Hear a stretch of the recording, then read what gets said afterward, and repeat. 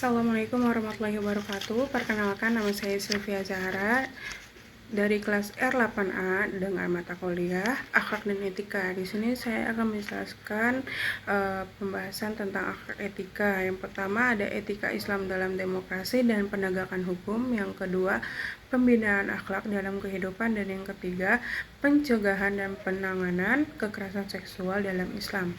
Pembahasan pertama itu ada etika Islam dalam demokrasi dan penegakan hukum. Nah, di sini ada pembahasan yang lain. Pengertian demokrasi. Demokrasi dalam Islam bukan sekedar pemilihan umum atau kekuasaan rakyat, tapi suatu sistem yang menekankan musyawarah, kebebasan berpendapat, dan keadilan. Konsep demokrasi Islam berakar pada syura atau musyawarah, ijma, konsensus, dan maslahah atau kemaslahatan umum. Nah, tercantum juga dalam Al-Quran surat Asy-Syura ayat 38, dan urusan mereka diputuskan dengan musyawarah di antara mereka. Penjelasan musyawarah adalah prinsip utama dalam pengembangan keputusan publik. Pemimpin bertanggung jawab kepada rakyat dan Allah. Dalam Islam, suara rakyat penting, tetapi tetap tunduk pada hukum Allah atau syariat. Nah, yang kedua itu ada kriteria kepemimpinan dalam Islam. Islam menekankan bahwa pemimpin adalah amanah dari Allah yang harus dijalankan dengan keadilan dan tanggung jawab. Nah, di sini juga tercantum dalam Quran surat An-Nisa ayat 58, sesungguhnya Allah menyuruh kamu menyampaikan amanah kepada yang berhak menerimanya. Nah, kriteria kepemimpinan itu adil dan tidak memihak. Nah, yang kedua itu bertakwa dan jujur. Yang ketiga berilmu dan berwawasan. Yang keempat mampu mengambil keputusan, dan yang kelima dapat dipercaya. Contohnya pada masa Khalifah Umar bin Khattab, dikenal adil dan tegas, namun sangat terbuka menerima kritik dari rakyat. Yang ada syarat-syarat pemimpin. Syarat utama pemimpin itu muslim, agar memahami dan menerapkan syariat. Yang kedua, balik dan berakal sehat. Yang ketiga, adil dan jujur. Yang keempat, berilmu. Dan yang kelima, dipilih secara syura atau musyawarah. Nah, tercantum juga dalam Quran surat Al-Imran ayat 28, hai orang-orang yang beriman, janganlah kamu mengambil orang-orang kafir menjadi pemimpin. Nah, Islam tidak mengenal sistem warisan kekuasaan mutlak. Kepemimpinan harus berdasar kemaslahatan dan pilihan rakyat. Pengenalan hukum. Pengertian penegakan hukum. Penegakan hukum dalam Islam berarti menjalankan hukum Allah secara adil tanpa pandang bulu, baik terhadap orang miskin maupun orang kaya, rakyat biasa maupun pemimpin. Nah, di sini tercantum juga Quran surat Al-Maidah ayat 49, dan hendaklah kamu memutuskan perkara di antara mereka menurut apa yang diturunkan Allah. Nah, hukum syariat bertujuan menjaga ketertiban, keamanan, dan moralitas masyarakat. Maqasid syariah, penegakan hukum adalah bentuk ibadah dan keadilan sosial, adil dan berimbang dalam Islam.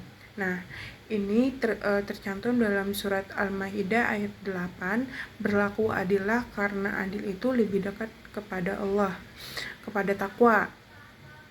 Nah, keadilan harus ditegakkan meskipun terhadap musuh sendiri. Tidak boleh ada nepotisme, diskriminasi, atau tekanan politik. Contoh, Rasulullah pernah menjatuhkan hukuman kepada seorang wanita dari kalangan bangsawan yang mencuri tanpa pengecualian. Nah, radikalisme agama dan negara.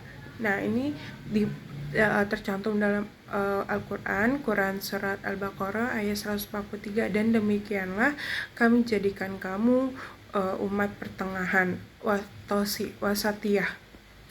Radikalisme adalah sikap berlebihan yang keluar dari prinsip moderasi Islam. Islam melarang kekerasan dalam berdakwah dan menekankan hikmah kebijaksanaan. Nah, contohnya itu seperti kelompok ekstrem yang menggunakan agama untuk membenarkan kekerasan, melanggar prinsip Islam tentang kasih sayang dan toleransi. Dan pembahasan kedua itu ada pembinaan akhlak dalam kehidupan. Nah, di sini ada pembahasannya, yaitu ada urgensi akhlak dalam kehidupan. Nah, tercantum dalam Quran surat Al-Qalam ayat 4, dan sesungguhnya engkau Muhammad benar-benar berbudi pekerti yang agung. Nah, akhlak adalah inti kepribadian muslim. Akhlak mendasari ibadah, muamalah, dan interaksi sosial. Nabi Muhammad diutus untuk menyempurnakan akhlak. Contohnya, seorang muslim yang rajin sholat tapi suka menipu, berarti akhlaknya belum baik. Nah, pembagian akhlak. Yang pertama itu ada akhlak mahmudah, terpuji, yaitu ada sabar, jujur, dermawan, rendah hati, dan ada akhlak mazmunah, tercela, sombong, iri, dusta, ria. Nah, ada dalam Al-Quran, surat Al-Baqarah ayat 153, sesungguhnya Allah mencintai orang-orang yang sabar. Yang ketiga itu ada faktor-faktor yang mempengaruhi akhlak. Yang pertama, keluarga, lingkungan pertama itu dari keluarga, pembentuk karakter. Yang kedua, lingkungan sosial, pergaulan menentukan sikap. Yang ketiga itu sekolah atau pendidikan, guru sebagai teladan moral. Yang keempat ada media, konten digital mempengaruhi akhlak. Yang kelima, diri sendiri, kesadaran dan keimanan. Itu tercantum juga dalam Quran surat At-Tahrim ayat 6, peliharalah dirimu dan keluargamu dari api neraka. Nah, di sini juga ada metode pembinaan akhlak. Yang pertama, teladan, uswah hasanah, contoh nyata dari guru atau orang tua.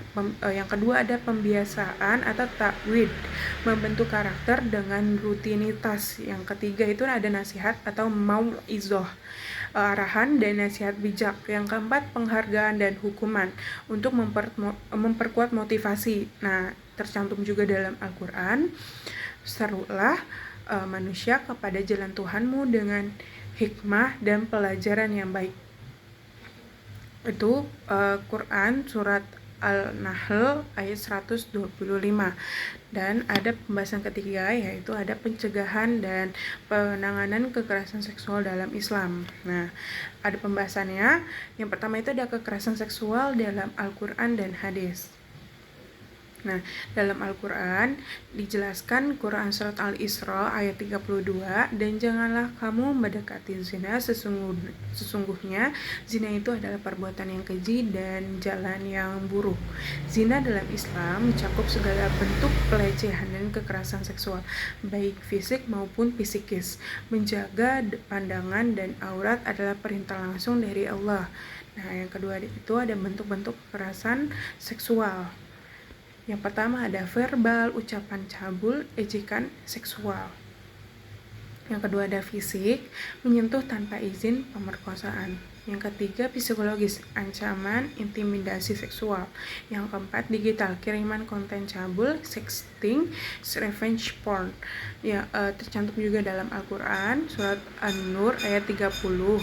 Katakanlah kepada laki-laki yang beriman, hendaklah mereka menahan pandangannya dan menjaga kemaluannya. Dan yang ketiga itu ada sanksi bagi pelaku kekerasan seksual. Jenis sanksinya itu ada hudud, cambuk atau rajam bagi zina, Quran surat An-Nur ayat 2, dan yang kedua ada takzir, sesuai kebijakan hakim bisa penjara atau denda, dan yang ketiga ada qisas atau diyat jika disertai luka atau pembunuhan. Nah, tercantum juga dalam Al-Quran itu surat An-Nur ayat 2, perempuan dan laki-laki yang berzina, deralah mereka masing-masing 100 kali. Nah, penjelasan keempat itu ada tindakan preventif. Yang pertama pendidikan seksual Islami, yang kedua penjagaan khalwat berduaan, yang ketiga menjaga aurat dan adab pergaulan, yang keempat kontrol media dan lingkungan, yang kelima hukum tegas dan perlindungan korban. Nah, tercantum juga dalam Al-Quran surat An-Nur ayat 27, dan janganlah kamu masuk ke rumah yang bukan rumahmu sebelum meminta izin. Segitu saja yang bisa saya sampaikan, kurang lebihnya mohon maaf. Wassalamualaikum warahmatullahi wabarakatuh.